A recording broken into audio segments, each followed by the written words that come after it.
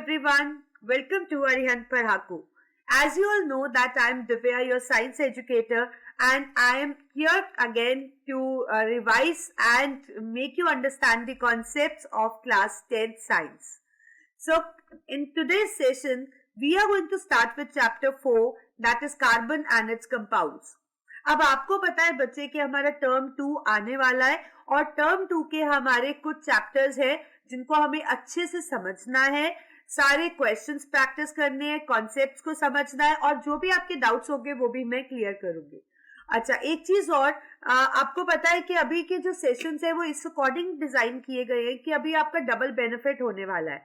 कैसे कि हम आपको क्वेश्चंस के जरिए आपको कॉन्सेप्ट भी एक्सप्लेन करेंगे. तो इससे क्या होगा, डबल बेनिफिट कैसे, एक तो आप लोगों को कॉन्सेप्ट समझ आ जाएगा और दूसरा आपको ये भी पता लग जाएगा कि किस तरह के क्वेश्चंस आ सकते हैं. और एक चीज मैं आपको और बताना चाहूंगी बच्चे, ये अरिहंत की टर्म 2 की साइंस की 10th की book is out in market. तो ये जो बुक है ये बहुत बहुत फायदेमंद रहने वाली है. जैसे कि आपको सैंपल पेपर बहुत बेनिफिशियल रहा था, उसी तरीके से ये बुक भी आपको बहुत बेनिफिट कराएगी, क्योंकि इस बुक के अंदर बच्चे ये पूरा टर्म 2 के बेसिस पे है. टर्म 2 का सिलेबस है इसके अंदर. इसमें बेसिकली पूरे चैप्टर का एक क्विक रिवीजन थ्योरी दिया गया है, सब इंपॉर्टेंट पॉइंट्स कवर किए गए हैं, इंपॉर्टेंट क्वेश्चंस हैं जो सॉल्व भी हैं, ऑब्जेक्टिव क्वेश्चंस भी हैं, सब्जेक्टिव क्वेश्चंस भी हैं और फिर सब्जेक्टिव क्वेश्चंस का एक्सप्लेनेशन भी है. और हर चैप्टर के लास्ट में ना एक आपको चैप्टर टेस्ट भी दिया गया है एंड एट द एंड आपको सारे चैप्टर्स को मिलाकर कंबाइंड टेस्ट भी दिए गए हैं. So I would request you that you should go with this book because this is going to be very very useful to you. तो चलिए आज का सेशन स्टार्ट करते हैं. इस सेशन के अंदर भी मैंने कुछ क्वेश्चन इसी बुक में से लिए. So if you have already purchase this book तो आप उसको खोल लो, कॉपी पेन लेकर तैयार रहो क्योंकि कुछ क्वेश्चंस आपने भी करके दिखाने हैं मुझे. Okay, so let's quickly begin this session now. तो इस चैप्टर के टॉपिक्स है हमारे introduction to organic chemistry and compounds, introduction to carbon, special properties of carbon, फिर हमारे पास है hydrocarbons and its classification, then we have saturated and unsaturated compounds with reactions, functional group and their properties, soaps and detergents. लेकिन इन सारे topics में से ना बच्चे ये जो रिएक्शंस वाला पार्ट है कि रिएक्शंस कौन कैसे रिएक्ट करता है, अभी आपको पता है आपका जो कुछ सिलेबस है वो कट शॉर्ट हुआ है, तो उसमें से ये रिएक्शंस आपके सिलेबस में नहीं आने वाले, सोप्स एंड डिटर्जेंट भी आपके सिलेबस में नहीं आने वाले. तो बेसिकली आपको ऑर्गेनिक कंपाउंड्स के बारे में पढ़ना है, कार्बन के उसकी स्पेशल प्रॉपर्टीज के, हाइड्रोकार्बन और उनका क्लासिफिकेशन और फंक्शनल ग्रुप्स पढ़ने हैं. और फंक्शनल ग्रुप्स की आपको प्रॉपर्टीज मतलब बेसिकली रिएक्शंस नहीं पढ़ने हैं. So these all things are included and these things are deducted from your syllabus due to the cut short of syllabus as per the new CBSE guidelines. Okay, तो सबसे पहले topic अभी हम discuss करने वाले हैं केमिकल बॉन्डिंग. तो इस पे बेस कैसे कैसे क्वेश्चंस आ सकते हैं. देखो ऐसा क्वेश्चन आ सकता है, what are covalent compounds, why are they different from ionic compounds, list their 3 characteristics properties.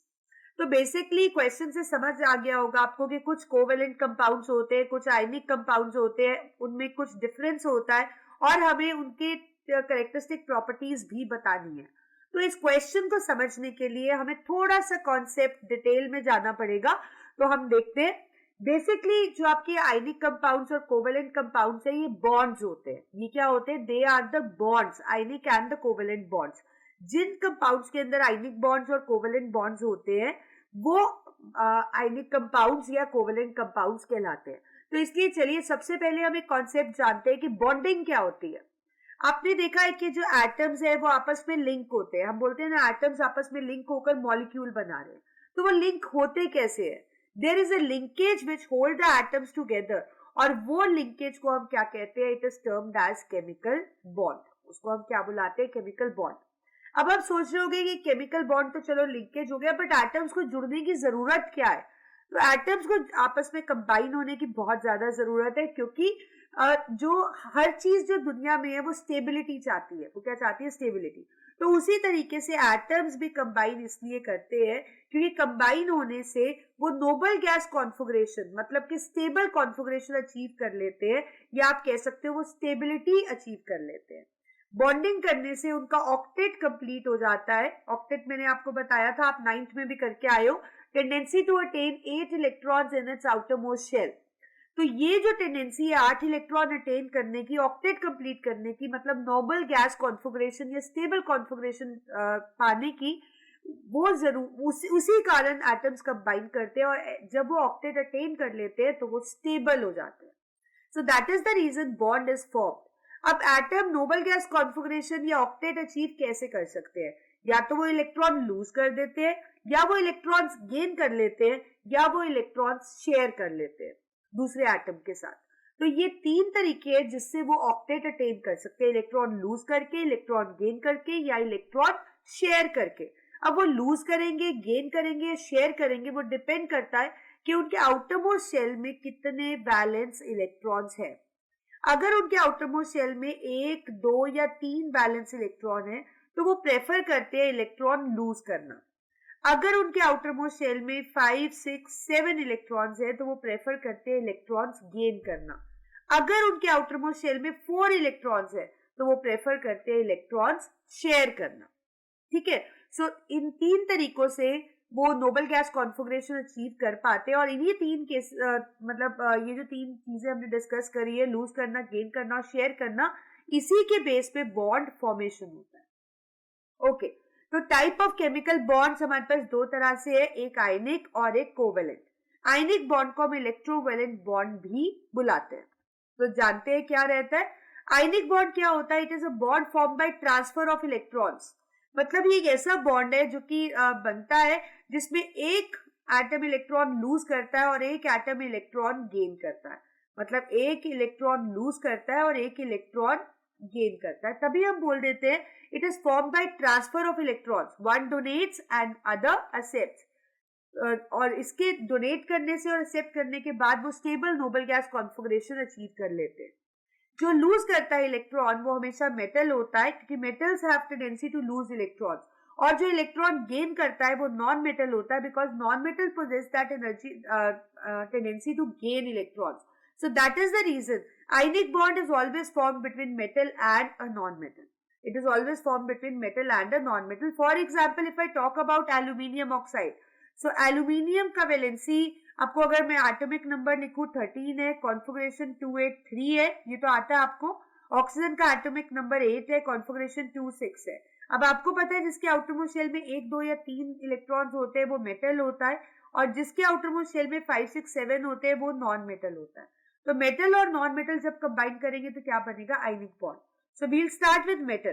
तो एल्यूमिनियम के 3 इलेक्ट्रॉन्स हैं, इनको मैंने डॉट की फॉर्म में रिप्रेजेंट कर दिया. ये 3 इलेक्ट्रॉन लूज करेगा और लूज करने के बाद ये बनाएगा Al3 पॉजिटिव. ऑक्सीजन के आउटर मोस्ट शेल में 6 इलेक्ट्रॉन्स है, ये 2 इलेक्ट्रॉन गेन करेगा और गेन करने के बाद ये क्या बनाएगा? O2 negative. तो ओवरऑल रिएक्शन क्या होगा? एल्यूमिनियम के पास 3 इलेक्ट्रॉन थे, ऑक्सीजन के पास 6 इलेक्ट्रॉन्स थे, Al3 पॉजिटिव बन गया और O2 नेगेटिव बन गया. इनकी वैलेंसीज जब आप क्रिस क्रॉस करोगे तो इनकी वैलेंसीज को इंटरचेंज कर देना है और आपके पास कंपाउंड बन गया Al2O3, that is aluminium oxide. So this is how the bond is form. अब 2 एल्यूमिनियम है तो 2 लिख दो, 3 ऑक्सीजन है तो यहाँ पे 3 लगा दो. So this is the way to show the ionic bond. ऐसे ही एक और एग्जांपल ले लेते हैं, सोडियम क्लोराइड. अब आपको पता है सोडियम के आउटर मोस्ट शेल में 1 इलेक्ट्रॉन है, ये 1 इलेक्ट्रॉन देगा और बन जाएगा Na पॉजिटिव. क्लोरीन के आउटर मोस्ट शेल में 7 इलेक्ट्रॉन्स है, ये 1 इलेक्ट्रॉन लेगा और बन जाएगा Cl नेगेटिव. तो ओवरऑल रिएक्शन क्या होगा? Na के आउटर मोस्ट शेल में 1 इलेक्ट्रॉन, क्लोरीन के 7, और ये बन गया Na positive Cl negative. Criss cross किया तो ये बन गया NaCl. This is how we show the bond formation, that is the ionic bond formation. Okay, moving on to the another kind of bond, it is a covalent bond. It is formed by sharing of electrons, mutual sharing of electrons between atoms. और ये बनता है non metal और non metal के बीच में. Covalent bond 3 तरह का होता है, सिंगल, डबल और ट्रिपल. डिपेंडिंग अपॉन अगर शेयर्ड पेयर ऑफ इलेक्ट्रॉन एक है, मतलब कंबाइनिंग एटम्स ने एक एक इलेक्ट्रॉन कंट्रीब्यूट किया है तो सिंगल कोवेलेंट बॉन्ड बनता है. अगर 2-2 इलेक्ट्रॉन कंट्रीब्यूट किए, मतलब 2 शेयर्ड पेयर है, तो वो डबल कोवेलेंट बॉन्ड होता है. और अगर 3-3 इलेक्ट्रॉन्स कंट्रीब्यूट किए तो वो ट्रिपल कोवेलेंट बॉन्ड होता है. सो अकॉर्डिंगली सिंगल, डबल और ट्रिपल कोवेलेंट बॉन्ड एग्जिस्ट करते हैं. तो single covalent bond form by sharing of one pair of electron, और double covalent bond form by sharing of two pair of electron atom, for example O2. और single का example यहां दिया है HCl. Okay. और ट्रिपल कोवेलेंट बॉन्ड की बात करें, it is form by sharing of three pair of electrons between two atoms. तो तीनों डेफिनेशन में फर्क क्या है? One share pair, two share pairs और three share pairs. For example if we talk about nitrogen, तो नाइट्रोजन में तीन शेयर पेयर ऑफ इलेक्ट्रॉन्स होते हैं. अब कैसे बनता है ये बॉन्ड? अब देखो, नाइट्रोजन का आउटर मोस्ट शेल में 2,5, ठीक है, तो 5 इलेक्ट्रॉन्स है और इसको 3 चाहिए. तो जितने इलेक्ट्रॉन इसको चाहिए वो बीच में लगा देते हैं, ठीक है, और बाकी इस तरीके से लगा देते हैं. तो इसके पास 5 इलेक्ट्रॉन है और ये 3 इसके शेयर कर लेगा, ऐसे ये भी इसके 3 शेयर कर लेगा और ये बन जाएगा ट्रिपल कोवेलेंट बॉन्ड. तो इस तरीके से हम बॉन्ड को इंडिकेट करते हैं. तो अब आपका क्वेश्चन था, मैं आपको दिखा दूं कि हम अब क्वेश्चन किस क्वेश्चन पे हमने ये कॉन्सेप्ट पढ़ा. तो क्वेश्चन बच्चे हमारे पास था बेसिकली कि कोवेलेंट कंपाउंड्स क्या है. तो अब आप समझ गए होंगे कि कोवेलेंट कंपाउंड्स वो होते हैं जिनके अंदर जो म्यूचुअल शेयरिंग ऑफ इलेक्ट्रॉन से बॉन्ड बनता है, कोवेलेंट बॉन्ड बनता है. वो आयनिक कंपाउंड से डिफरेंट क्यों है वो भी आप समझ गए होंगे, क्योंकि कोवेलेंट बॉन्ड में शेयरिंग होती है और आयनिक कंपाउंड में आयनिक बॉन्ड होता है और इनकी प्रॉपर्टीज भी अलग होती है. तो 3 कैरेक्टरिस्टिक प्रॉपर्टीज हमें बतानी है, वो हम देख लेते हैं. कैरेक्टरिस्टिक प्रॉपर्टीज, तो बेसिकली अगर कैरेक्टरिस्टिक प्रॉपर्टीज की अगर आप बात करो तो जो हमारा कोवेलेंट बॉन्ड है वो जनरली इनसॉल्युबल होता है या लेस सॉल्युबल होता है पानी में, बट ऑर्गेनिक सॉल्वेंट में ये सॉल्युबल होता है. बट अगर आप आयनिक कंपाउंड्स की बात करो तो आयनिक कंपाउंड्स पानी के अंदर अच्छे से सॉल्युबल होते हैं. अब क्यों सॉल्युबल होते हैं? इसलिए सॉल्युबल होते हैं क्योंकि आयनिक कंपाउंड पोलर होते हैं, उनके अंदर आयंस होते हैं, तो वो इजिली पानी के आयंस के साथ इंटरेक्ट कर पाते हैं और डिसॉल्व हो जाते हैं. बट कोवेलेंट बॉन्ड जो होता है, कोवेलेंट कंपाउंड्स जो होते हैं उनमें आयंस नहीं होते, इसलिए वो पानी के अंदर या तो घुलते ही नहीं है, ये लेस सॉल्युबल होते हैं. लेकिन ऑर्गेनिक सॉल्वेंट्स में वो सॉल्युबल होते हैं, क्योंकि जो हमारे पास ये कोवेलेंट कंपाउंड्स है ये नॉन पोलर होते हैं. कोवेलेंट कंपाउंड्स का मेल्टिंग बॉइलिंग पॉइंट लो होता है क्योंकि उनमें कुछ आयंस नहीं है, तो फोर्स ऑफ अट्रैक्शन ज्यादा स्ट्रॉन्ग नहीं रहता. बट आयनिक कंपाउंड्स जो होते हैं उनका मेल्टिंग बॉइलिंग पॉइंट हाई रहता है क्योंकि उनमें आयंस है, तो फोर्स ऑफ अट्रैक्शन स्ट्रॉन्ग रहता है. Covalent compounds do not conduct electricity as they do not contain ions. वो इलेक्ट्रिसिटी कंडक्ट नहीं करते, बट यहाँ पे आयंस है तो ये इलेक्ट्रिसिटी कंडक्ट करते हैं. कोवेलेंट कंपाउंड्स वॉलेटाइल होते हैं, but ionic compound crystalline solids होते हैं. Ionic compound they are crystalline solids. तो बहुत से डिफरेंस आपने कर लिए और इस क्वेश्चन के जरिए मैंने आपको पूरा बॉन्डिंग का कॉन्सेप्ट भी समझा दिया है. अब देखते हैं और कैसे कैसे क्वेश्चंस पूछे जा सकते हैं. तो क्वेश्चन ऐसा भी आ सकता है, explain the formation of calcium chloride with the help of electron dot structure, atomic numbers दिए, और सेकेंड पार्ट में हमें बताना है कि why do ionic compounds not conduct electricity in solid state but conduct electricity in molten and aqueous state. तो first part कर लेते हैं. We need to show the bond formation in calcium chloride. तो एटॉमिक नंबर की बात करूं तो calcium का एटॉमिक नंबर 17 होता है और calcium is 20, chlorine is 17. Configuration लिखे तो इसका कॉन्फिगरेशन होता है 2882 और इसका कॉन्फिगरेशन होता है 287. कैल्शियम के आउटर मोस्ट शेल में 2 इलेक्ट्रॉन्स है, ये मेटल है, ये 2 इलेक्ट्रॉन लूज करेगा और बनाएगा Ca2 पॉजिटिव. क्लोरीन के आउटर मोस्ट शेल में 7 इलेक्ट्रॉन्स है, तो ये 1 इलेक्ट्रॉन गेन करेगा और बनाएगा Cl नेगेटिव. तो ओवरऑल रिएक्शन रहेगा कि कैल्शियम के आउटर मोस्ट शेल में 2 इलेक्ट्रॉन थे, क्लोरीन के 7 थे और ये मिलके बना Ca2 positive Cl negative. Criss cross करोगे तो ये बन जाएगा CaCl2. क्लोरीन के आगे आप 2 लगा सकते हो. सो this is how the ionic bond formation is shown in the case of calcium chloride, because calcium is metal and it is non-metal, and this is how the ionic bond representation is done. अब second part कर लेते हैं. Why do ionic compounds not conduct electricity in solid state but conduct electricity in molten and aqueous state? अभी हमने किया था कि covalent compounds में इलेक्ट्रिसिटी कंडक्ट नहीं करते क्योंकि उनमें आयंस नहीं है, but ionic compounds electricity conduct करते हैं. बट अगर मैं बात करूं सॉलिड स्टेट में वो आयंस नहीं दे पाता, बट मोल्टन और एक्वस स्टेट में आयंस प्रोड्यूस होते हैं, वो अलग भी हो पाते हैं और वो मूव भी कर पाते हैं, जिसके कारण वो करंट कैरी कर पाता है. तो आप लिखोगे ionic compounds do not conduct electricity in solid state, क्योंकि बट वो मोल्टन और एक्वस में कर पाते हैं, क्योंकि सॉलिड स्टेट में no free ions are there to move and conduct electricity. But molten और एक्वस स्टेट में आयंस फ्री हो जाते हैं और वो मूव भी कर पाते हैं, और जब आयंस मूव कर पाएंगे तभी तो करंट बनेगा, तभी तो वो इलेक्ट्रिसिटी को कंडक्ट कर पाएंगे. So that is the reason जो आपके पास आयनिक कंपाउंड है, सपोज NaCl है, तो NaCl को अगर सॉलिड स्टेट में ले लो वो कंडक्ट नहीं कर पाएगा, but NaCl in aqueous state मतलब सॉल्यूशन फॉर्म में, या फिर आप कह सकते हो मोल्टन स्टेट में, वो कंडक्ट इलेक्ट्रिसिटी कर पाएगा. Next question. Carbon, a group 14 element in periodic table, is known to form compounds with many elements. Carbon जो कि 14 ग्रुप एलिमेंट है, वो बहुत से कंपाउंड्स बनाता है दूसरे एलिमेंट्स के साथ. Right an example of compound form with chlorine, कि क्लोरीन के साथ और ऑक्सीजन के साथ वो कैसा कंपाउंड बनाता है, और ये एनसीईआरटी एग्जाम्पलर क्वेश्चन है. तो सबसे पहले हम क्लोरीन के साथ बना लेते हैं. कार्बन का जो एटॉमिक नंबर है वो होता है 6 और कॉन्फिगरेशन होता है 2,4. क्लोरीन का एटॉमिक नंबर होता है 17 और कॉन्फिगरेशन होता है 2,8,7. मतलब ये भी नॉन मेटल है और ये भी नॉन मेटल है. तो कार्बन और क्लोरीन आपस में जब कंबाइन करते हैं तो आपको पता है कार्बन के आउटर मोस्ट शेल में 4 इलेक्ट्रॉन्स है, और इसको 4 इलेक्ट्रॉन्स ही और चाहिए अपना ऑक्टेट कंप्लीट करने के लिए. और क्लोरीन के आउटर मोस्ट शेल में कितने इलेक्ट्रॉन्स है? 1. तो दैट मीन्स यहाँ पे 4 क्लोरीन लग जाएंगे, जो कि अपना एक एक इलेक्ट्रॉन कार्बन की तरफ कंट्रीब्यूट करेंगे, और इन रिटर्न कार्बन का एक एक इलेक्ट्रॉन लेकर ये देखो वो अपना ऑक्टेट भी कंप्लीट कर लेंगे. ये क्लोरीन भी स्टेबल, ये क्लोरीन भी स्टेबल, ये क्लोरीन भी स्टेबल, और इस कार्बन के पास अपने 4 इलेक्ट्रॉन है, और 4 इलेक्ट्रॉन ये यहां से ले लेगा और स्टेबल हो जाएगा.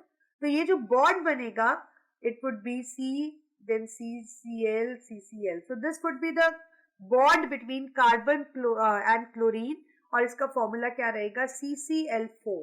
It is also called as carbon tetrachloride, क्योंकि 4 क्लोरीन लगे.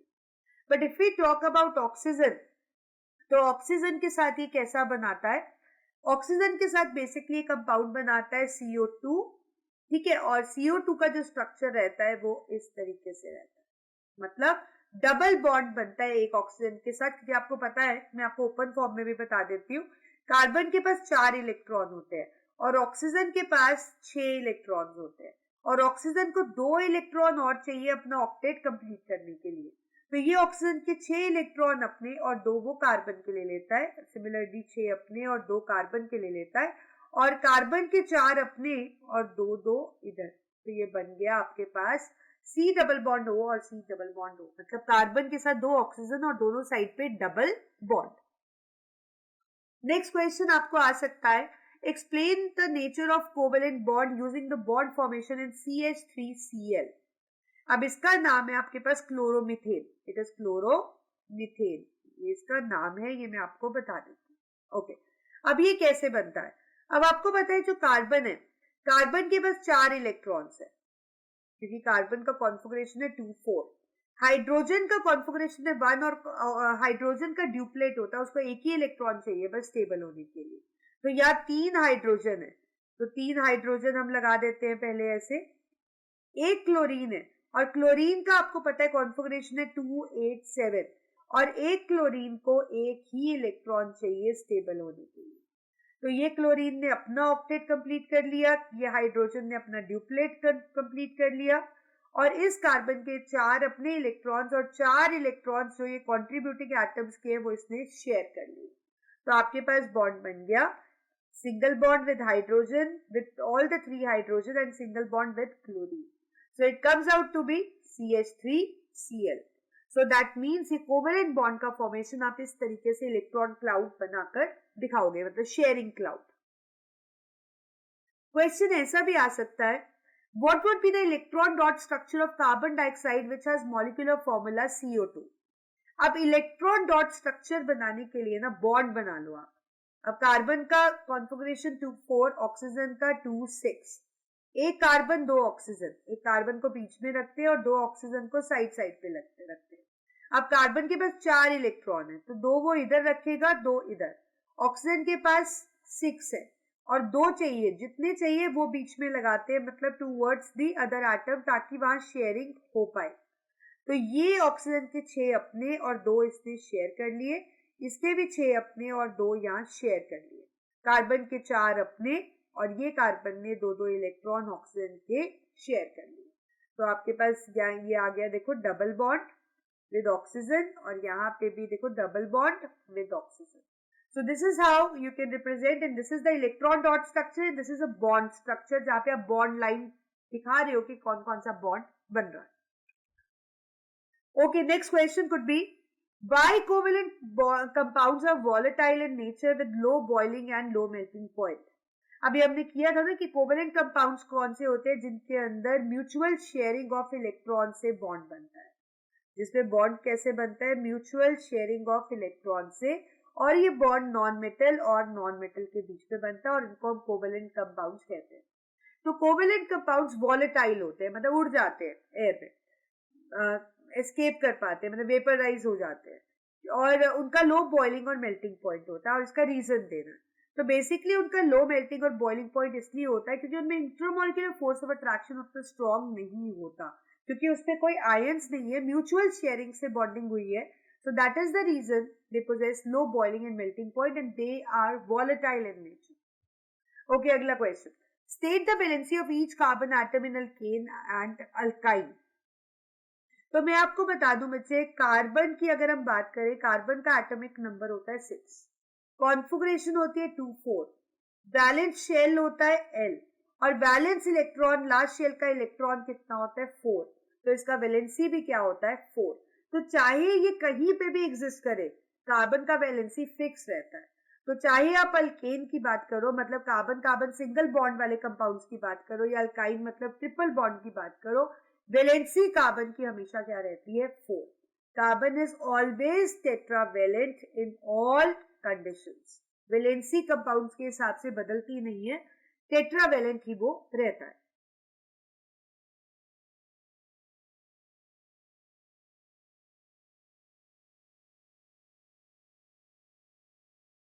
Next question. State the reason why carbon can neither form C4 positive cation nor C4 negative anion but forms covalent compound. Also state reason to explain why covalent compounds are bad conductors and why they possess low melting and boiling point. अब इस question में कहा गया है कि जो carbon है, जैसे कि आपको पता है एटॉमिक नंबर 6 है, कॉन्फ़िगरेशन 2 4 है, और उसकी जो वैलेंसी है वो 4 है। तो कार्बन 4 इलेक्ट्रॉन ना तो देता है और ना ही 4 इलेक्ट्रॉन लेता है। अगर देता तो 4 पॉजिटिव बना लेता, लेता तो 4 नेगेटिव एनाइन बना लेता है, बट वो प्रेफर करता है कोवेलेंट कंपाउंड बनाना, मतलब म्यूचुअल शेयरिंग करना प्रेफर करता है। तो वो रीजन हमें देना है, और हमें ये भी बताना है कि कोवेलेंट कंपाउंड्स बैड कंडक्टर क्यों है इलेक्ट्रिसिटी की, उनका लो मेल्टिंग और बॉइलिंग पॉइंट क्यों है। तो बेसिकली जैसे कि मैंने बताया, एटॉमिक नंबर 6 है, आउटरमोस्ट शेल में 4 इलेक्ट्रॉन्स हैं, उसको 4 इलेक्ट्रॉन्स और चाहिए नोबल गैस कॉन्फ़िगरेशन, मतलब अपना ऑक्टेट कंप्लीट करने के लिए, बट फिर भी वो C4 पॉजिटिव कैटायन नहीं बनाता, जो कि वो बना सकता है इलेक्ट्रॉन देकर, बट C4 पॉजिटिव कैटायन बनाना बहुत मुश्किल है, क्योंकि 4 इलेक्ट्रॉन देने के लिए उसको बहुत ज्यादा एनर्जी हमें देनी पड़ती है। तो the cation form will have 6 protons and 2 electrons, और वो उसको अनस्टेबल बना देगा। So carbon is unable to form anion as well, क्योंकि उसका जो न्यूक्लियस है उसमें 6 प्रोटॉन्स है, क्योंकि आपको पता है ना कार्बन के अंदर 6 प्रोटॉन्स और 6 ही इलेक्ट्रॉन्स है। तो it won't be able to hold 10 electrons, वो 10 इलेक्ट्रॉन होल्ड नहीं कर पाएगा, ठीक है, क्योंकि 4 नेगेटिव का मतलब है 4 इलेक्ट्रॉन्स ले ले, क्योंकि वो बहुत छोटा है साइज में। इसीलिए कार्बन नोबल गैस अचीव करता है शेयरिंग करके, ना तो इलेक्ट्रॉन देता है, क्योंकि देने के लिए एनर्जी बहुत ज्यादा देनी पड़ती है उसको इलेक्ट्रॉन निकालने के लिए, और लेता भी नहीं है, क्योंकि लेगा तो उसका न्यूक्लियस उसको अकोमोडेट उतने ज्यादा इलेक्ट्रॉन्स को नहीं कर पाता। So that is the reason it prefer to form covalent compounds. अब कोवेलेंट कंपाउंड्स के अंदर फ्री आयंस नहीं है, इसलिए वो सॉलिड बैड कंडक्टर है, चाहे सॉलिड स्टेट में बात करो, चाहे मोल्टन में, चाहे एक्वस में। कोवेलेंट कंपाउंड्स जो होते हैं उनमें इंटरमोलिकुलर फोर्स ऑफ अट्रैक्शन बहुत वीक है, इसी वजह से उनको बहुत कम एनर्जी देनी पड़ती है उनके बॉन्ड्स को तोड़ने के लिए. दस they possess low melting and boiling point. अगर किसी में अट्रैक्शन स्ट्रॉन्ग रहेगा तो हीट भी ज्यादा देनी पड़ेगी मेल्ट और बॉइल करने के लिए, बट अगर अट्रैक्शन ही स्ट्रॉन्ग नहीं है, फोर्स ही वीक है, तो मेल्टिंग और बॉइलिंग पॉइंट भी वीक होगा, जैसे कि कोवेलेंट कंपाउंड्स में. क्वेश्चन ऐसा भी आ सकता है, covalent compounds are generally poor conductor of electricity. Why? This we have already done. Good conductor होने के लिए एक एसेंशियल कंडीशन है that a substance should possess the free ions. अब कोवेलेंट कंपाउंड्स बनते हैं म्यूचुअल शेयरिंग ऑफ इलेक्ट्रॉन से, तो उनके अंदर आयंस तो होते ही नहीं है, they don't have free electrons और आयंस इन देम जो कि इलेक्ट्रिसिटी कंडक्ट कर पाए, और जिसके अंदर नहीं होते ऑब्वियसली वो क्या होते हैं, बैड कंडक्टर्स. ऐसे ही क्वेश्चन आ सकता है, diamond is a poor conductor of electricity while graphite is a good conductor, assign reason. अब देखो डायमंड और ग्रेफाइट ना दोनों ही कार्बन की ऑलोट्रोपिक फॉर्म्स है. ऑलोट्रोपिक फॉर्म समझते हो ना, कि फॉर्म्स जिनका आपस में आप कह सकते हो कि उनका केमिकल कंपोजिशन सेम है, कि कार्बन से ही बने हैं, बट उस कार्बन का अरेंजमेंट उनके अंदर डिफरेंट है. अब डायमंड और ग्रेफाइट में दोनों में ही कार्बन है, बट डायमंड पुअर कंडक्टर और ग्रेफाइट गुड कंडक्टर है. इसका ये रीजन है क्योंकि अगर आप डायमंड का स्ट्रक्चर देखो ना, तो डायमंड के स्ट्रक्चर में एक कार्बन 4 कार्बन के साथ लिंक्ड है और बहुत स्ट्रॉन्ग बॉन्डिंग है, तो चारों वैलेंस इलेक्ट्रॉन्स इन्वॉल्व है बॉन्ड फॉर्मेशन के अंदर, तो no free electrons are left. But अगर ग्रेफाइट का स्ट्रक्चर देखो तो उसमें एक हेक्सागोनल रिंग बनता है, एक कार्बन 2 कार्बन के साथ लिंक्ड है इस तरीके से, और फिर उसके बीच में इस तरीके से रिंग है, और फिर दोबारा से एक हेक्सागोनल रिंग है. तो यहाँ पे जो इलेक्ट्रॉन्स है, 3 ही इलेक्ट्रॉन्स है जो कि बॉन्ड फॉर्मेशन में पार्टिसिपेट कर रहे हैं, चौथा इलेक्ट्रॉन फ्री है. अब ऑब्वियसली अगर हर कार्बन का चौथा इलेक्ट्रॉन फ्री है तो that means it will possess free electrons, और अगर कहीं भी free electron, free mobile electrons होते हैं, that makes the substance good conductor, and absence of those free mobile electrons makes the substance poor conductor.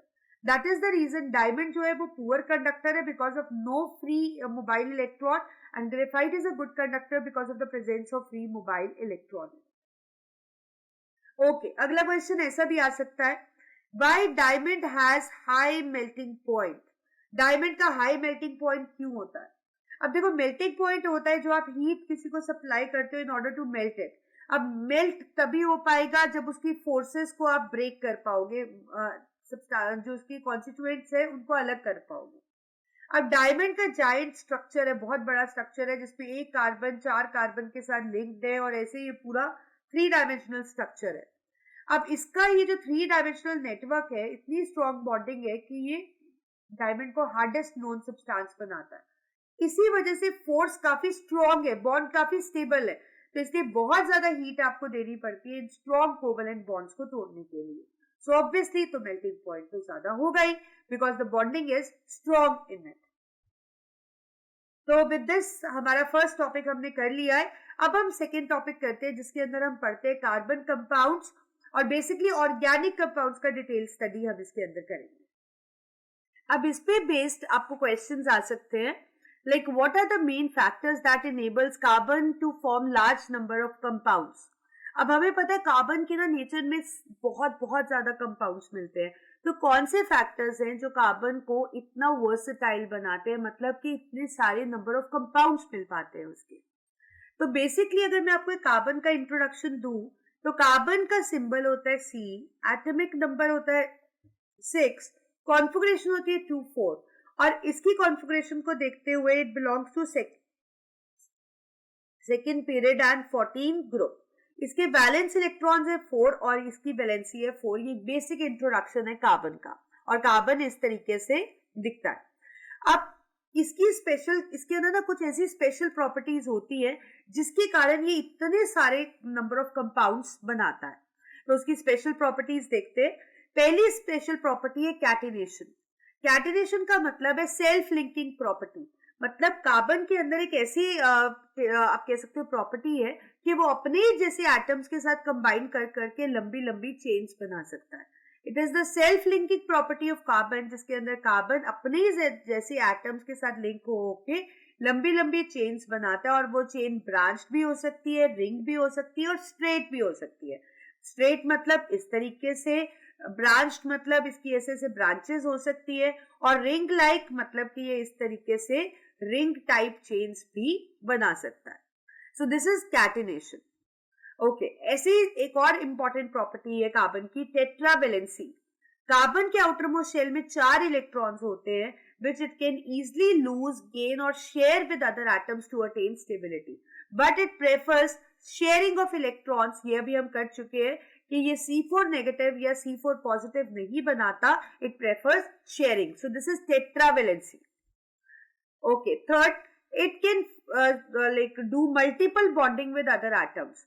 Carbon single bond भी बना सकता है, कार्बन डबल बॉन्ड भी बना सकता है, और कार्बन ट्रिपल बॉन्ड्स भी बना सकता है. शेड पेयर 1, शेड पेयर 2 या शेड पेयर 3 भी हो सकते हैं. So multiple bonding can occur in carbon compounds, and that is the reason we get to see lot of compounds. Okay, तो इन्हीं सारी प्रॉपर्टीज करके कार्बन इतना वर्सेटाइल है. वर्सेटाइल मीन्स अलग अलग फॉर्म्स में आपको मिलता है कि इसके लिए एक स्पेशल ब्रांच बन चुकी है पढ़ने के लिए, and that branch is the organic chemistry where we study about organic compounds. पहला ऑर्गेनिक कंपाउंड भी आपको बता देती हूँ, दैट वाज यूरिया. और जो कॉमन ऑर्गेनिक कंपाउंड है जो हम पढ़ते हैं, they are hydrocarbons. That is the compound of hydrogen and carbon. So I hope you get that कि कार्बन के अंदर क्या स्पेशल प्रॉपर्टीज है. क्वेश्चन हमारा यही था कि कार्बन के अंदर क्या स्पेशल प्रॉपर्टीज है कि कार्बन के इतने सारे कंपाउंड्स होते हैं. तो अगर आपको ऐसा क्वेश्चन आ जाएगा तो आपको इन सारी प्रॉपर्टीज के बारे में डेफिनेशन दे देनी है, और लास्ट में ऐसे ही बता देना है कि because of this carbon is versatile in nature and it show number of compounds, and we have a organic chemistry which deals with the study of organic compounds, that is the compounds of carbon. Okay, अगला question. Carbon is a versatile element, give reason. ये तो part हम कर चुके हैं कि carbon versatile क्यों है. आई होप अब आप कर पाओगे. Due to its special properties जो अभी हमने डिस्कस की, वो प्रॉपर्टीज आप लिख दोगे यहाँ पे. ओके, अब अगला हमें बताना है, explain the structural difference between saturated and unsaturated hydrocarbons with 2 examples each. तो हाइड्रोकार्बन सैचुरेटेड अनसैचुरेटेड क्या होते हैं और उनके एग्जांपल्स बताने हैं. तो इसको क्वेश्चन को करने से पहले हमें जानना पड़ेगा हाइड्रोकार्बन्स के बारे में. तो hydrocarbons basically simplest organic compound है. ऑर्गेनिक कंपाउंड मतलब कार्बन का कंपाउंड, और ये बना होता है कार्बन और हाइड्रोजन से. But it may contain other atoms also, but in traces. Okay, तो हाइड्रोकार्बन्स जो होते हैं वो बेसिकली 2 कैटेगरी में कैटेगराइज होते हैं, as saturated and unsaturated. 2 category में इसको कैटेगराइज कर सकते हैं. तो जो सैचुरेटेड होते हैं, मैं आपको एक बेसिक डिफरेंस बता देती हूँ. जो सैचुरेटेड हाइड्रोकार्बन है आपके पास, उसमें कार्बन कार्बन में सिंगल बॉन्ड रहता है, और जो अनसैचुरेटेड है उसमें चेन में कार्बन कार्बन में कहीं भी एक जगह या एक से ज्यादा जगह डबल बॉन्ड हो सकता है, या फिर डबल और ट्रिपल हो सकते हैं, या सिर्फ ट्रिपल बॉन्ड प्रेजेंट हो सकता है. तो इनको हम अकॉर्डिंगली सैचुरेटेड अनसैचुरेटेड को हम बुलाते हैं एज अल्केन्स, अल्कीन्स और अल्काइन्स. अल्केन्स को हम क्या बुलाते हैं, they are called as saturated hydrocarbons. और अल्कीन्स और अल्काइन्स को हम क्या बुलाते हैं, they are called as unsaturated hydrocarbons.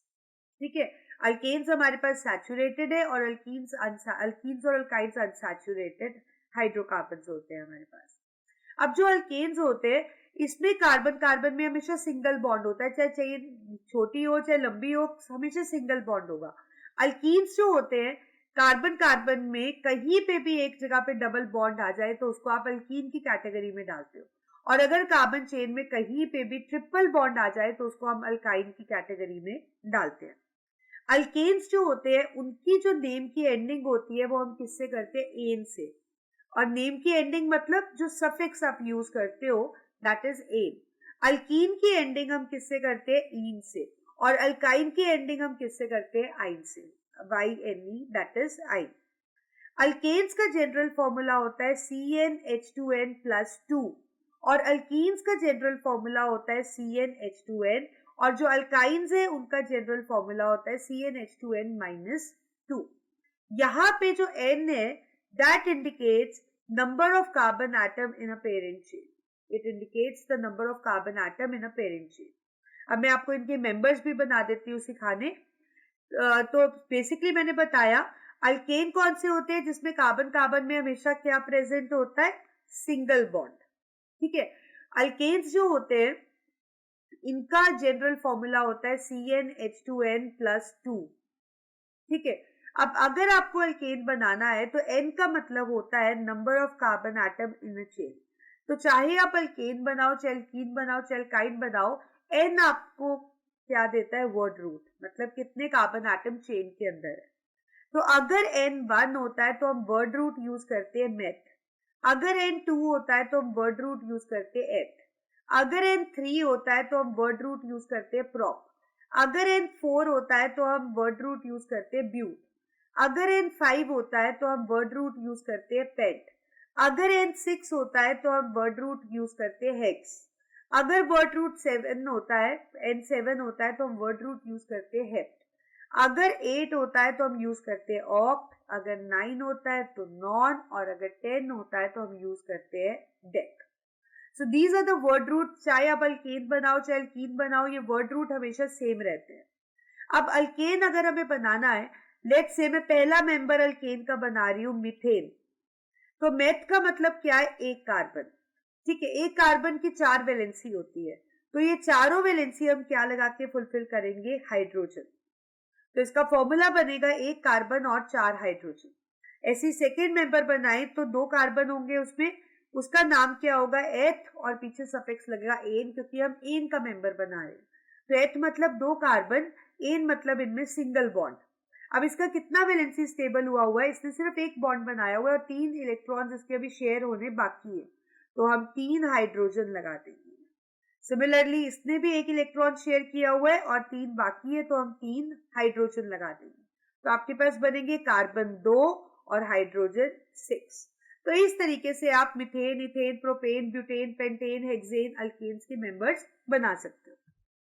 Similarly अगर अल्कीन की बात करें तो मैंने आपको बताया कि अल्कीन में कार्बन कार्बन चेन में कहीं पे भी डबल बॉन्ड प्रेजेंट होता है. तो इसमें एक मैंडेटरी है कि इसकी चेन में डबल बॉन्ड होता ही होता है. इसके लिए सफिक्स यूज करते हैं इन और इसका जनरल फॉर्मूला होता है CnH2n. एन वैसे ही वर्ड रूट से पता लगता है, मेथड, प्रॉप, ब्यूट, पेंट, उसी तरीके से. बट जो अल्कीन्स है उनका फर्स्ट मेंबर मेथ एग्जिस्ट नहीं करता, क्योंकि इन का मतलब डबल बॉन्ड होना जरूरी है. अगर आप मिथीन लिखोगे तो मेथ मतलब एक कार्बन, तो कार्बन और कोई कार्बन तो है नहीं, और कार्बन हाइड्रोजन के साथ डबल बॉन्ड नहीं बना सकता. तो इसीलिए इसका फर्स्ट मेंबर एच से शुरू होता है, जैसे कि इथीन. तो एच मतलब 2 कार्बन, इन का मतलब डबल बॉन्ड. कितने बॉन्ड बना लिए इस कार्बन ने, 2. तो 4 में से 2 गया तो 2 वैलेंसी रह गई, तो हमने 2 हाइड्रोजन लगा दी. सिमिलरली इस कार्बन के भी ये 2 बॉन्ड हो गए, 2 हाइड्रोजन रह गए, तो हमने 2 इलेक्ट्रॉन रह गए तो 2 हाइड्रोजन लगा दिए. तो इसका फॉर्मूला बना C2H4. सिमिलरली आप इसका थर्ड मेंबर प्रोटीन भी बना सकते हो. सेकेंड मेंबर हुआ बेसिकली इसका. तो प्रॉप मतलब 3, इन का मतलब डबल बॉन्ड. कॉर्नर पे आप लगा दो, चाहे इस कॉर्नर पे चाहे इधर, और बाकी सिंगल. इसने एक बॉन्ड बना रखा है, 3 इलेक्ट्रॉन बाकी है. इसके बॉन्ड देखो 1 2 3, आगे पीछे ऊपर नीचे वाले बॉन्ड सब काउंट करते हो वैलेंसी के लिए. बचा एक, तो एक हाइड्रोजन. 2 बॉन्ड बना रखे हैं, 2 हाइड्रोजन बाकी है, क्योंकि 2 वैलेंसी स्टेबल करनी है. तो इसका फॉर्मूला क्या हुआ, कार्बन 3, हाइड्रोजन 3 प्लस 2 और 1 मतलब 6. तो इस तरीके से आप अल्कीन्स के मेंबर्स बना दोगे. Now moving on to alkynes. तो अल्काइंस के अंदर क्या होता है, कार्बन कार्बन की चेन में कहीं पे भी ट्रिपल बॉन्ड हो तो वो अल्काइन होता है. और इसका जो जनरल फॉर्मूला होता है वो होता है CnH2n-2. ठीक है. और इसके लिए सफिक्स लगाते हो आई. इसका भी फर्स्ट मेंबर मिथाइन एग्जिस्ट नहीं करता, क्योंकि कार्बन हाइड्रोजन के साथ ट्रिपल बॉन्ड भी नहीं बना सकता. तो इसका फर्स्ट मेंबर भी क्या है आपके पास, इथाइन. एथ मतलब 2 कार्बन, आइन का मतलब ट्रिपल बॉन्ड. एक वैलेंसी रह गई, एक हाइड्रोजन बना दिया, एक वैलेंसी रह गई, एक हाइड्रोजन लगा दिया. तो फॉर्मूला बना C2H2. सिमिलरली अगर मैं करूं ब्यूटाइन, ब्यूट का मतलब 4 कार्बन लगा लो. आइन का मतलब ट्रिपल, कॉर्नर इधर या इधर कहीं भी लगा सकते हो, बाकी सिंगल बॉन्ड. एक बॉन्ड बना लिया, 3 वैलेंसी रह गई, 3 हाइड्रोजन। 2 बॉन्ड बना लिए, 2 वैलेंसी रह गई, 2 हाइड्रोजन। 3 और 1 चारों वैलेंसी स्टेबल, तो कोई हाइड्रोजन नहीं लगाएंगे। और यहाँ पे 1, टोटल कितना बना, C4, यहाँ पे 3 + 2 5 और 1 6, तो फॉर्मूला बना C4H6। अब ये जो फॉर्मूलाज हमने किए, अगर आप कभी भी कोई स्ट्रक्चर बनाओ, इससे आप वेरीफाई कर सकते हो। अब देखो N, अगर आप ब्यूटाइन बना रहे हो तो N 4 रहेगा, तो ये क्या बनेगा, 4 4 to the 8, 2 into N है क्योंकि -2 बनेगा C4H6।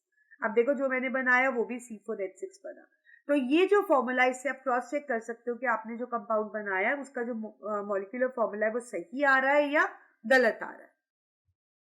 सो आई होप वो क्वेश्चन समझ आ गया आपको। अगला क्वेश्चन देखते हैं कि इस पे क्या आ सकता है। Why organic compounds are called as hydrocarbons? Write the general formula for homologous series of alkanes, alkenes and alkynes and also draw the structure of first member of each series. तो basically यहाँ पे आपको बताना है बच्चे कि जो organic compounds है उनको हाइड्रोकार्बन्स क्यों कहा जाता है। Why organic compounds are called as hydrocarbons? तो अभी मैंने आपको बताया था कि जो हाइड्रोकार्बन्स होते हैं they are basically they are called as hydrocarbons. They contain carbon and hydrogen which are mandatory to be there. अब जनरल फॉर्मूला हमने लिखना अल्केन्स, अल्कीन्स और अल्काइंस का, तो अभी हमने डिस्कस भी किया था, आपको याद भी होगा। अल्केन्स का जनरल फॉर्मूला है CnH2n+2, अल्कीन्स का जनरल फॉर्मूला है CnH2n और अल्काइंस का जनरल फॉर्मूला है CnH2n-2। और अब स्ट्रक्चर फर्स्ट मेंबर का बनाना है। अल्केन का फर्स्ट मेंबर होता है CH4 और इसका स्ट्रक्चर कैसे बनेगा, सिंपल, एक कार्बन और 4 हाइड्रोजन ऐसे बना दोगे। और अल्कीन का जो फर्स्ट मेंबर होता है वो इथीन होता है। मैंने आपको बताया था मिथीन एग्जिस्ट नहीं करता। एथ मतलब 2 कार्बन, इन का मतलब डबल बॉन्ड, एक हाइड्रोजन, एक और यहाँ पे भी 2 हाइड्रोजन, तो इस तरीके से। और अल्काइन जो है उसका फर्स्ट मेंबर भी इथाइन होता है, इसका फर्स्ट मेंबर भी मिथाइन नहीं हो सकता क्योंकि कार्बन हाइड्रोजन के साथ ट्रिपल बॉन्ड नहीं बना सकता और आइन के अंदर ट्रिपल बॉन्ड होना जरूरी है। So I think you got it कि हाइड्रोकार्बन्स क्या होते हैं, अल्केन्स के जनरल फॉर्मूला क्या होते हैं, अल्केन, अल्कीन, अल्काइन के, और इनके फर्स्ट मेंबर के भी आपको पता लग चुके हैं और उनके स्ट्रक्चर्स भी। Okay, next question. Select saturated hydrocarbon from the following: C3H6, C5H10, C4H10, C2H4, C6H14। तो अगर क्वेश्चन ऐसा आ जाए ना कि सिलेक्ट सैचुरेटेड हाइड्रोकार्बन, सैचुरेटेड का मतलब क्या होता है, सैचुरेटेड किसको बोलते हो आप, अल्केन्स को। अल्केन्स कौन होते हैं, जिनमें सारी जगह सिंगल बॉन्ड होता है, एन उनका सफिक्स होता है और वो जस्टिफाई करते हैं फॉर्मूला CnH2n+2 को। अब यहाँ देखो ये क्या है, C3H6, तो C3H6 का मतलब ये अल्कीन है क्योंकि ये किस फॉर्मूला को फॉलो कर रहा है, CnH2n, तभी तो ये 3 × 2 6 हो गया। Okay, so basically it is alkene मतलब unsaturated. C5H10 5 × 2 again it is alkene means unsaturated क्योंकि ये भी इसका डबल हो रहा है। C4H10 दिस इज अल्केन, कैसे पता लगा, देखो आपने कार्बन को 4 लगाया तो 2n+2 4+2, तो ये आपका बना C4H10। So that means this is alkane और इसका नाम क्या होगा, 4 कार्बन वाले को हम बोलते हैं butane.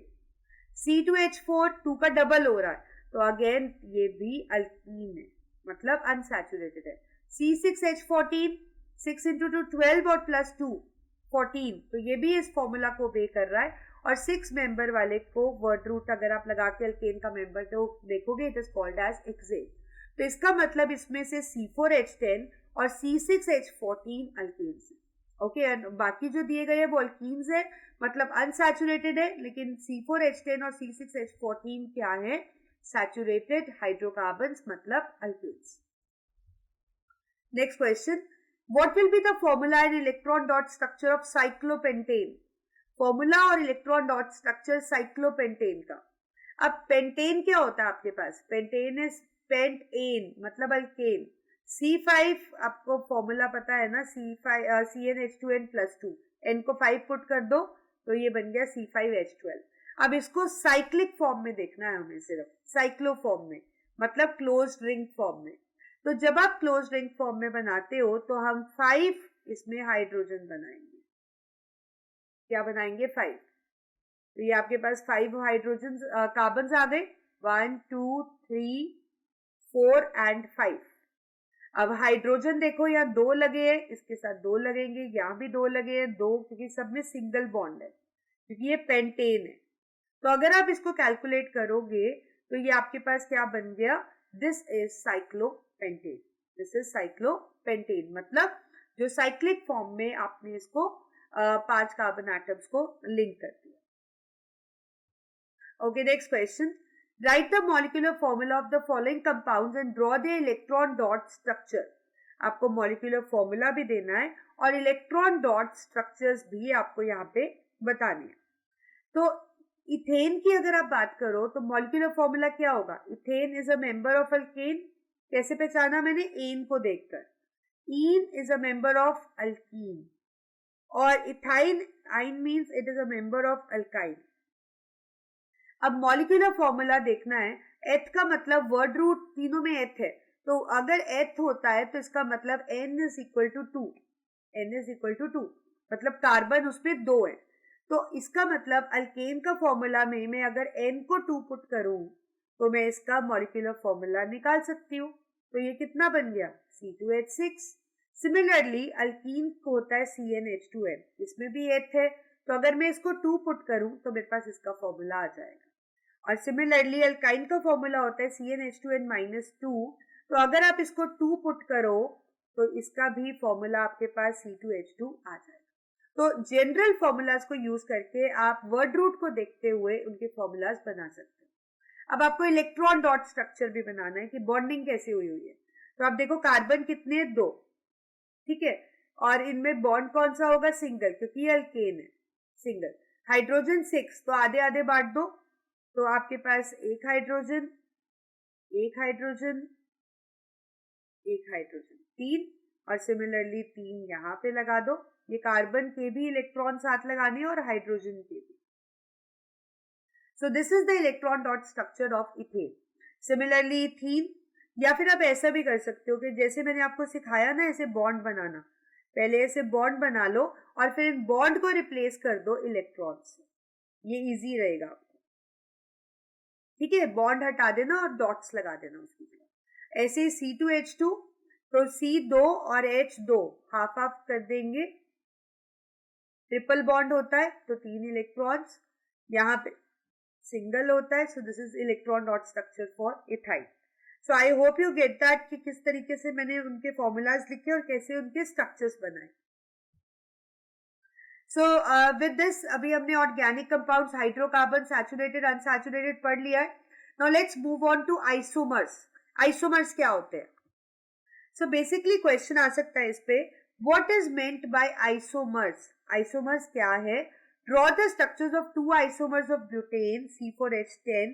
Explain why we can not have isomers of first 3 members of alkane series. अब आप अपनी बुक खोल लो. बुक पे देखो, मैं आपको दिखाती हूँ कौन से क्वेश्चन नंबर है.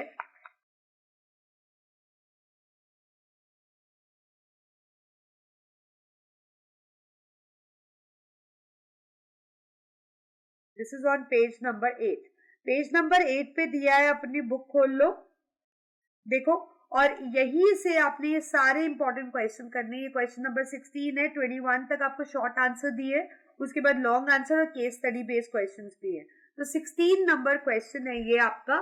तो करते हैं ये क्वेश्चन, समझते हैं. तो बेसिकली आइसोमर्स क्या होते हैं? आइसोमर्स वो कंपाउंड्स होते हैं बच्चे जिनका सेम मॉलिक्यूलर फॉर्मूला होता है बट उनके स्ट्रक्चर्स अलग होते हैं. They have same molecular formula but they possess different structure. For example मैं आपको समझाती हूँ. अगर ब्यूटेन की बात करते हैं हम, चलो ब्यूटेन से पहले हम ऐसे करते हैं, चलो ब्यूटेन की ही बात कर लेते हैं, क्योंकि मेथेट प्रॉप के तो आइसोमर्स होते नहीं है. क्यों नहीं होते वो भी मैं समझाती हूँ. अब ब्यूटेन है, तो ब्यूटेन, ब्यूट का मतलब 4 कार्बन, एन का मतलब सिंगल बॉन्ड, और यहाँ पे हाइड्रोजन सबके आप लगाओगे ना साथ, क्योंकि वैलेंसी तो स्टेबल करनी ही होती है. ऑक्टेट तो कंप्लीट करेगा ना कार्बन, तभी स्टेबल कंपाउंड बनेगा. तो ये आपके पास एक स्ट्रेट चेन ब्यूटेन हो गया और इसको आप बोल दोगे नॉर्मल ब्यूटेन. अब इसका फॉर्मूला देखो कितना है, C4H12, सॉरी C4H10, 4 into 2 8 और +2। अब अगर मैं इसको ऐसे भी तो लिख सकती थी ना कि मैं इसको ब्रांच कर देती ऐसे, इस कार्बन को अगर मैं यहाँ ले जाऊं तो ये फिर दोबारा से इनके हाइड्रोजन अगर हम बैलेंस कर दें इस तरीके से, हर कार्बन की वैलेंसी मैंने स्टेबल कर दी है, तो अब इसमें भी तो 4 ही कार्बन रहे ना, बट यहाँ पे कार्बन ब्रांच की फॉर्म में चला गया। अब इसको भी अगर टोटल करोगे तो फॉर्मूला C4H10 ही निकलेगा, लेकिन ये ब्रांच स्ट्रक्चर बन गया। तो इसीलिए इस ब्रांच स्ट्रक्चर को मैं क्या लिख सकती हूँ, isobutane, that is isomer of butane. तो आइसोमर्स मतलब ऐसे कंपाउंड जिनका मॉलिक्यूलर फॉर्मूला देखो दोनों का C4H10 आ रहा है, बट उनकी स्ट्रक्चर अलग हो गई, ये स्ट्रेट चेन हो गया और ये ब्रांच्ड हो गया। ओके, तो इस तरीके से हम आइसोमर्स बना सकते हैं। बट पहले 3 मेंबर्स जो होते हैं अल्केन के, उनके आइसोमर्स नहीं होते, क्योंकि पहले 3 मेंबर्स मतलब मीथेन, इथेन और प्रोपेन। ठीक है, मीथेन में फॉर्मूला है आपके पास CH4, इथेन में आपके पास C2H6, मतलब इस तरीके से आप बनाते हो, स्ट्रक्चर भी बना देती हूं मैं यहाँ पे। ओके, और प्रोपेन मतलब 3 कार्बन और इन तीनों के साथ इसके हाइड्रोजन। अब आप देखो, अगर मैं चाहूँ इनको, ये स्ट्रेट चेन है, अगर मैं चाहूँ इनको ब्रांच करना, क्या मैं कर सकती हूँ? नहीं, इन तीनों में ब्रांचिंग पॉसिबल नहीं है। तो इसलिए जो आइसोमर्स होते हैं वो ब्यूट या ब्यूट ऑनवर्ड्स होते हैं, ब्यूटेन, पेटेन, हेक्सेन, इनमें एग्जिस्ट करते हैं, क्योंकि उस चेन को आप ब्रांच कर सकते हो। Okay, now let's move on to the another topic, that is functional groups के बारे में अब हम पढ़ लेते हैं। तो पहला क्वेश्चन है हमारे पास, what is functional group? Functional group क्या होता है? एग्जाम्पल्स देने हैं आपको 4 डिफरेंट फंक्शनल ग्रुप्स के। अब देखो ये कौन से पेज पे दिया है, आप अपनी बुक खोल लो साथ साथ, ताकि आप लोग बुक से भी फैमिलियर हो जाओ कि कहाँ कहाँ पे क्या क्वेश्चन दिया है। तो this is question number 18 question number है, पेज नंबर 8 पे। और क्वेश्चन है आपके पास, what is meant by functional group in carbon compounds. ये जो क्वेश्चन है आपका फंक्शनल ग्रुप का, तो इसको अब हम करते हैं पहले। तो व्हाट इज फंक्शनल ग्रुप? तो बेसिकली फंक्शनल ग्रुप क्या होता है, इट इज एन एटम या ग्रुप ऑफ एटम्स जो कभी चेन के साथ लगे होते हैं ना अगर, तो पूरे उस कंपाउंड की प्रॉपर्टी को गवर्न करते हैं। So that means it is a special group, it is a special group which when attached to the carbon chain, मतलब कार्बन चेन में अगर ये स्पेशल ग्रुप लगा होगा ना, तो ये इसकी पूरी प्रॉपर्टीज ही बदल देगा, ये इतना स्पेशल और इम्पोर्टेंट ग्रुप होता है। अब हम एग्जांपल्स दे रही है कुछ फंक्शनल ग्रुप्स के, ताकि आप समझ पाओ कि ये एक्स क्या क्या हो सकता है। तो फंक्शनल ग्रुप्स आपके पास, बेसिक फंक्शनल ग्रुप की लिस्ट मैंने रखी है। फंक्शनल ग्रुप अल्कोहल हो सकते हैं। अल्कोहल कब होते हैं? जब कभी भी कार्बन चेन के अंदर अगर आप OH ग्रुप लगा देख लो, OH को हम हाइड्रोक्सिल ग्रुप भी कहते हैं, सो दैट मीन्स उसके अंदर फंक्शनल ग्रुप अल्कोहल लगा है, और उसका जो नेम है वो एंड किससे होता है? ऑल से। किससे एंड होता है? ऑल से। अगर कहीं भी चेन में आप CHO ग्रुप लगा देख लो, मतलब जैसे कार्बन की चेन हो और उसमें CHO ग्रुप आप देख लो, चाहे ऐसे लगाओ चाहे ऐसे ओपन फॉर्म में भी लगा हो सकता है, सो दैट मीन्स उसमें एल्डिहाइडिक फंक्शनल ग्रुप है, और उसका जो नेम का एंडिंग होगा वो अल से करोगे आप। ऐसे कार्बोक्सिलिक एसिड, अगर आप कहीं भी चेन में COOH देख लो या इस तरीके से ओपन फॉर्म में लगा देख लो, सो दैट मीन्स इसमें कार्बोक्सिलिक एसिड है, और उसके नेम की एंडिंग आप किससे करोगे? ओइक एसिड से। Similarly ketone, ketone is CO, ketone is CO, चाहे ऐसे देख लो चाहे कार्बन को डबल बॉन्ड बनाकर इस तरीके से ओपन फॉर्म में हो, तो वो कीटोन होता है, और इसकी जो एंडिंग होती है वो किससे होती है? अन से। एस्टर कैसे पता लगता है? अगर आप कहीं COO देख लो चेन में लगा या ओपन फॉर्म में इस तरीके से लगा, सो दैट मीन्स उसमें CO ग्रुप है और उसकी नेम की एंडिंग होती है OH। So I hope you get this कि अल्कोहल के लिए OH, एल्डिहाइड के लिए CHO, carboxylic acid is identified as COOH, ketone CO और एस्टर COO, और इनके सफिक्स अल्कोहल का ऑल, एल्डिहाइड का अल, देखो अल्कोहल का ये ऑल, एल्डिहाइड का अल, कार्बोक्सिलिक एसिड का ओइक एसिड, ओ लगा देना यहाँ, कीटोन का अन, और एस्टर का आप याद कर लो OH। ओके, मैं आपको थोड़ा आइडिया भी दे देती हूँ। तो अल्कोहल मैंने आपको बताया OH ग्रुप होता है, सफिक्स होता है ऑल। इसका फर्स्ट मेंबर मतलब N=1 मतलब मेथ, AN तो लगेगा ही लगेगा और साथ में सफिक्स फंक्शनल ग्रुप का सफिक्स भी लग जाएगा मीथेनॉल। तो इसका स्ट्रक्चर कैसे बनेगा? मेथ मतलब एक कार्बन, ऑल का मतलब क्या लगा हुआ है? OH। कितनी वैलेंसी रहेगी? एक कार्बन की 4 वैलेंसी होती है, एक स्टेबल हो गई, कितनी रह गई? 3। तो आप यहाँ पे 3 हाइड्रोजन लगा दो, तो ये इसका फॉर्मूला होगा। सिमिलरली अगर मैं आपसे बोलूं ब्यूटेनॉल, तो ब्यूट मतलब 4 कार्बन, AN का मतलब सब में सिंगल बॉन्ड, ऑल का मतलब कॉर्नर पे लगा दो OH, किसी भी कॉर्नर पे, सारे वैलेंसी स्टेबल कर दो हाइड्रोजन लगाकर, तो ये आपके पास बन गया। सबको टोटल कर लेते हैं सिंप्लीफाई स्ट्रक्चर करके लिखने में, 3 4 5 6 7 8 9 और OH। आप चाहो तो इसको पूरा ऐसे भी टोटल कर सकते हो, बट कंफर्टेबल रहता है कि अगर फंक्शनल ग्रुप को आप अलग से लिख दो। ओके, अब नेक्स्ट एल्डिहाइड। जो एल्डिहाइड होता है उसमें फंक्शनल ग्रुप CHO लगा होता है, चाहे ऐसे लगाओ चाहे इस तरीके से ओपन फॉर्म में लगाओ। इसके लिए जो सफिक्स यूज करते हैं वो होता है अल। इसका जो फर्स्ट मेंबर होता है उसका नाम होता है मीथेनल, अल इसका सफिक्स होता है। सो मेथ मतलब एक कार्बन, अल का मतलब CHO, और CHO नहीं लगाओगे क्योंकि अगर और CHO लगाया तो 2 कार्बन हो जाएंगे, तो इसी को हम CHO बना देंगे। अब इसकी 3 वैलेंसी स्टेबल हो रखी है, एक रहती है, तो ये बन गया HCHO। ऐसे ही अगर आपके पास होता है प्रोपेनल, तो प्रोप मतलब 3 कार्बन, AN मतलब सिंगल, अल का मतलब CHO, कॉर्नर वाले को, किसी भी कॉर्नर वाले को CHO बना दो, वैलेंसी स्टेबल कर दो और ये आपके पास कंपाउंड आ गया C2H5CHO। चाहो तो इस सबको टोटल भी कर सकते हो जैसे कि मैंने बताया आपको, बट सही रहता है अगर आप फंक्शनल ग्रुप को इस तरीके से लिख दो, बट आपको ऐसा पहचानना भी आना चाहिए। Next is ketone. कीटोन का जो फर्स्ट मेंबर ना मेथ होता है ना एथ होता है, इसका फर्स्ट मेंबर होता है प्रोपेनल। इसका फर्स्ट मेंबर होता है प्रोपेनल, क्योंकि इसमें क्या लगा होता है? CO बॉन्ड, और इसके आसपास कार्बन होने जरूरी है।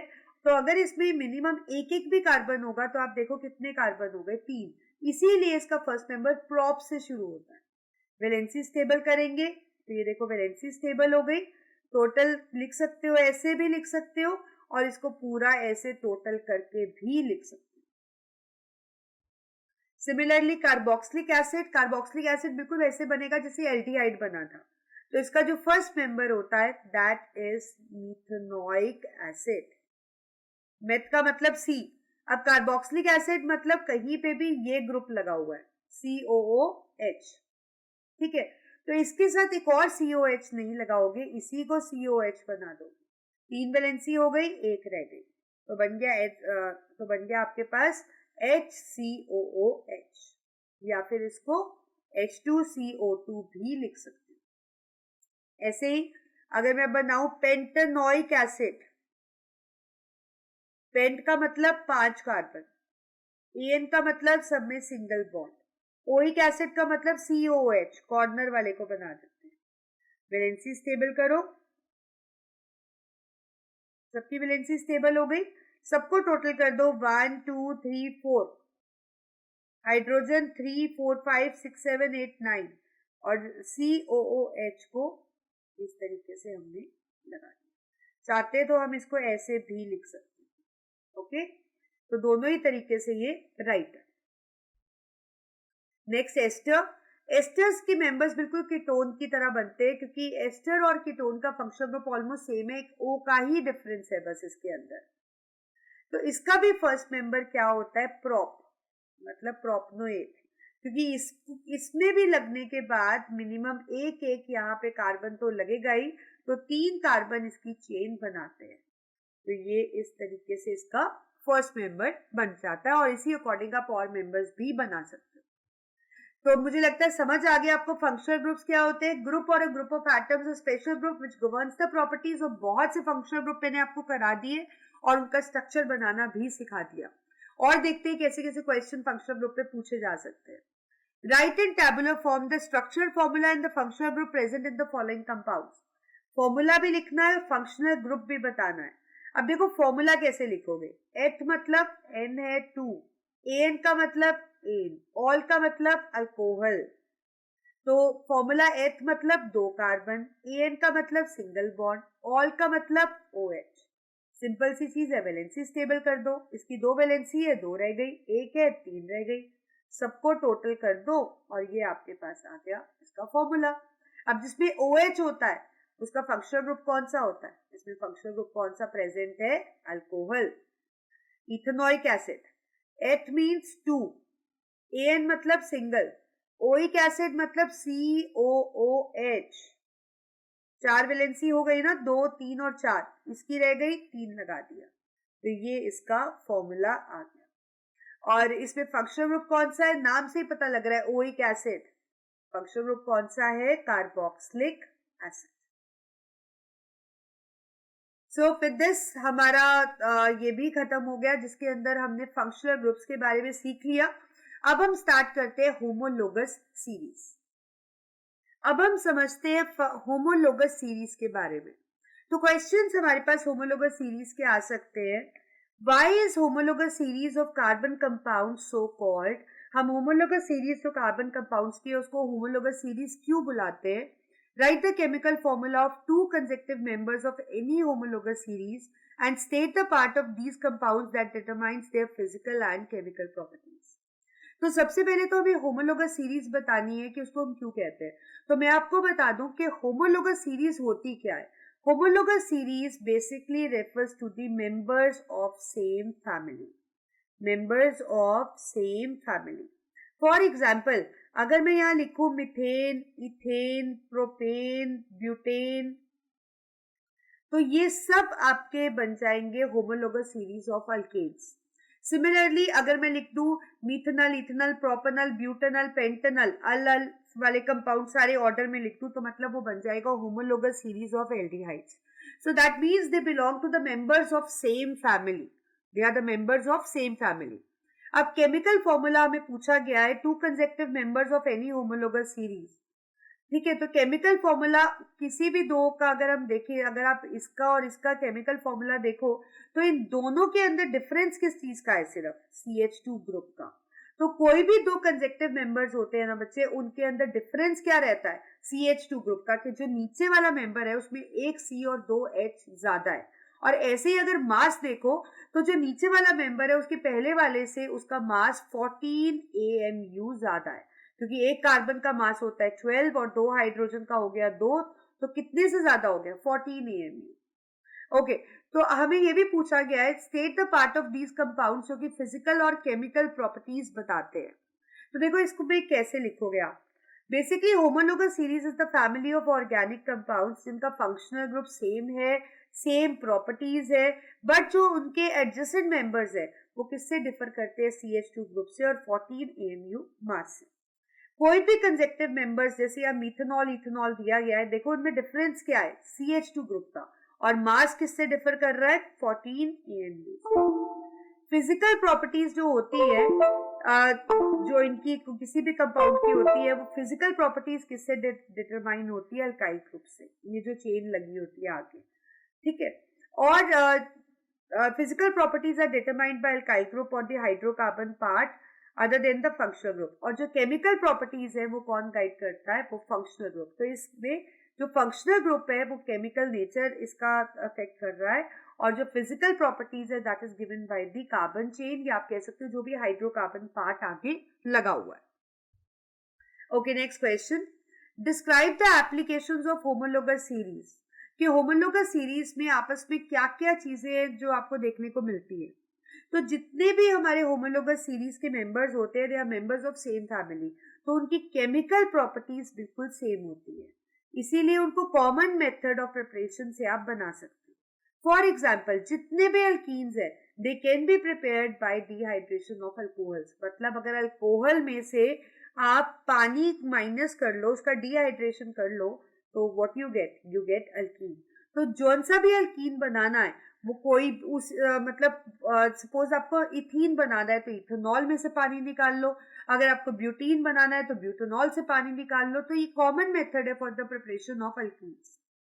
ऐसे ही जो फिजिकल प्रॉपर्टीज होती है मेंबर्स की, दे चेंज ग्रेजुअली, मतलब आपको ग्रेडिएशन दिखता है प्रॉपर्टीज में कि मेल्टिंग पॉइंट थोड़ा लो, फिर और लो, फिर और लो, या हाई, कोई चीज हाई, तो you get to see the gradation in the physical properties. Abrupt change नहीं दिखता आपको.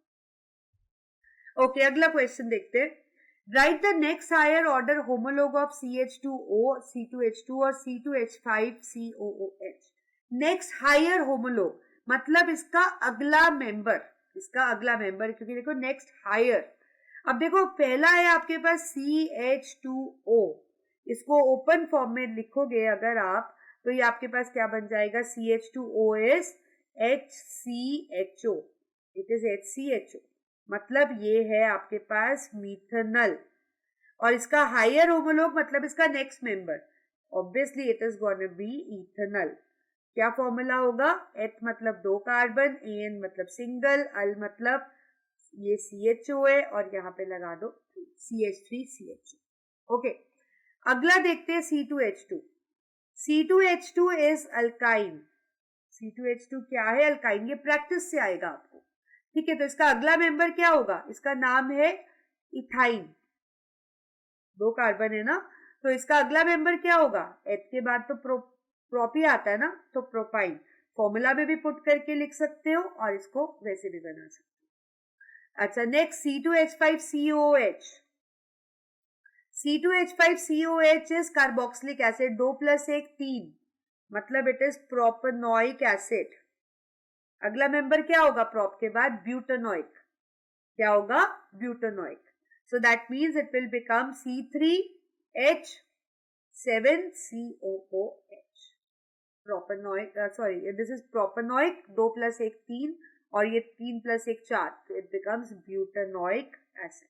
So they are the next homolog member and they are like the second member differ by CH2 group. उसमें एक CH2 group क्या है, ज्यादा है, चाहे आप किसी भी सीरीज में देखो. Okay, next question. Identify the functional group present in the following compounds. In compounds में functional group कौन सा present है वो हमें बताना है. अब यहाँ पे देखो इसके अंदर CH3 और ये है COOH, तो ये आपके पास फंक्शनल ग्रुप है. और COOH को आप कौन सा फंक्शनल ग्रुप बुलाते हो, कार्बोक्सिलिक एसिड. अगला देखो, इसमें ये कार्बन चेन है और ये है आपके पास वो special group. OH means hydroxyl group, तो functional group present is alcohol. इसका नाम बता देती हूँ, देखो 2 कार्बन है, तो it becomes ethanoic acid. This is for your extra knowledge.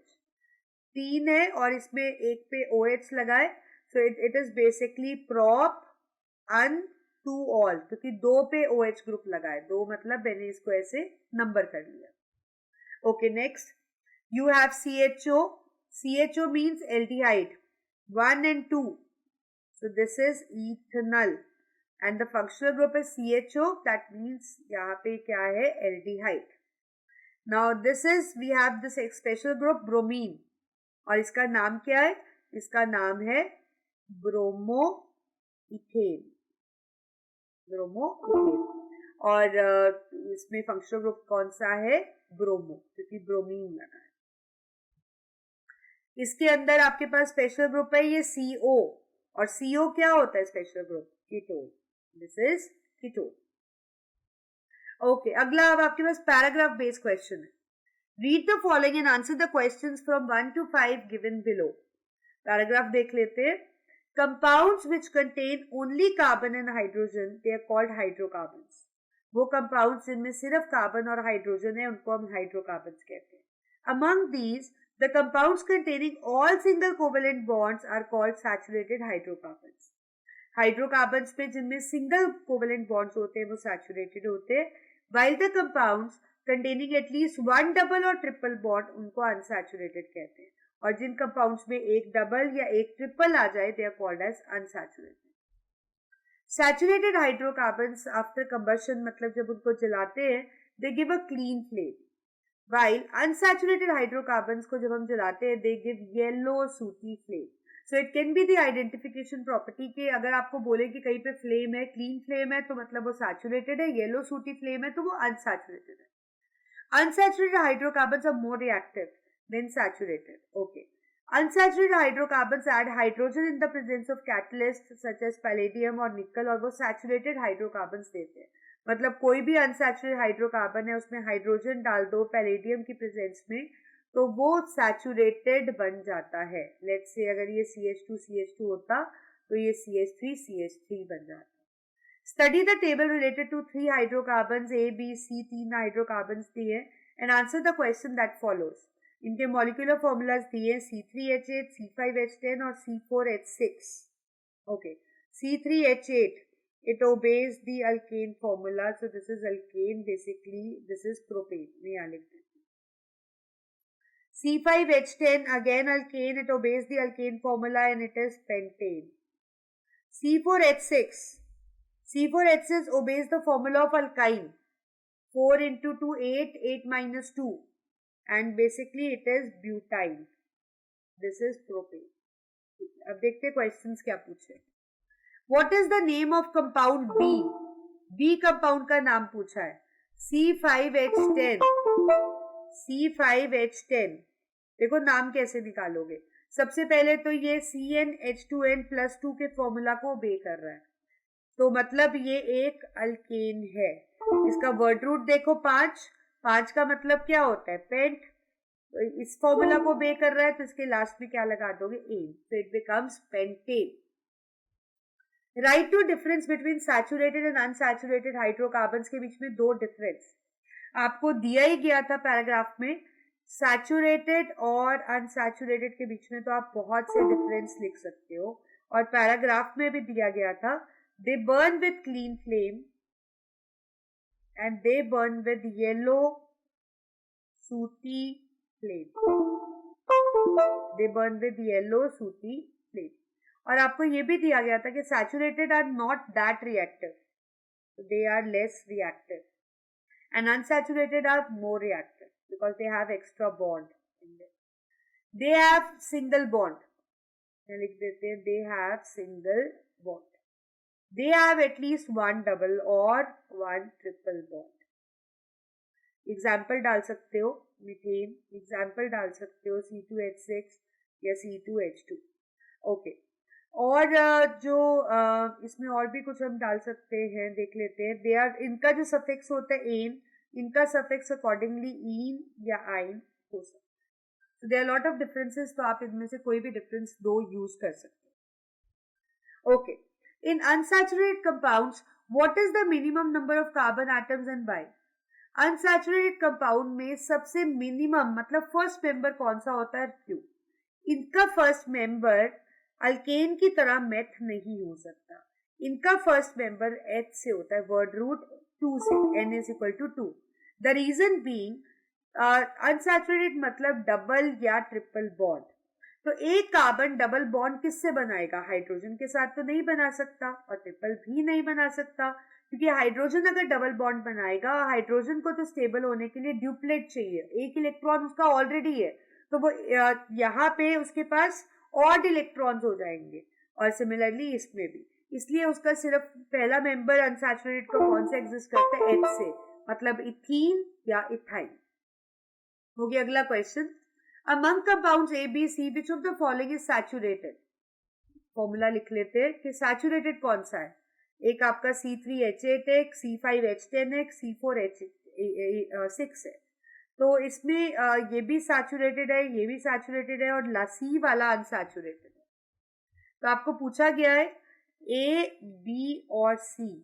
A वाला आपका सैचुरेटेड है मतलब अल्केन है, ये भी सैचुरेटेड है और ये आपका अनसैचुरेटेड मतलब अल्काइन है. अल्काइन है या अल्कीन, एक मिनट देख लेते. C4H6 it is alkyne, it is alkyne. तो फॉर्मूला को यूज करते हुए CnH2n+2, CnH2n+2 इसके लिए भी और CnH2n-2 को ओबे कर रहा था, तो उससे मैंने आइडेंटिफाई किया कि कौन सा सैचुरेटेड है और कौन सा अनसैचुरेटेड. सैचुरेटेड A और B. Okay. Compound C belongs to which category of hydrocarbon and what is its general formula? तो कंपाउंड C का फॉर्मूला था आपके पास C4H6. तो अगर आप इसको पुट करो अल्केन के फॉर्मूला में तो ये उसको ओबे नहीं करेगा, क्योंकि उसके अकॉर्डिंग तो इसका फॉर्मूला होना चाहिए था C4H10. अगर आप इसको अल्कीन में पुट करो NS4 तो भी ओबे नहीं करेगा क्योंकि उसके अकॉर्डिंग ये C4H8 होना चाहिए था।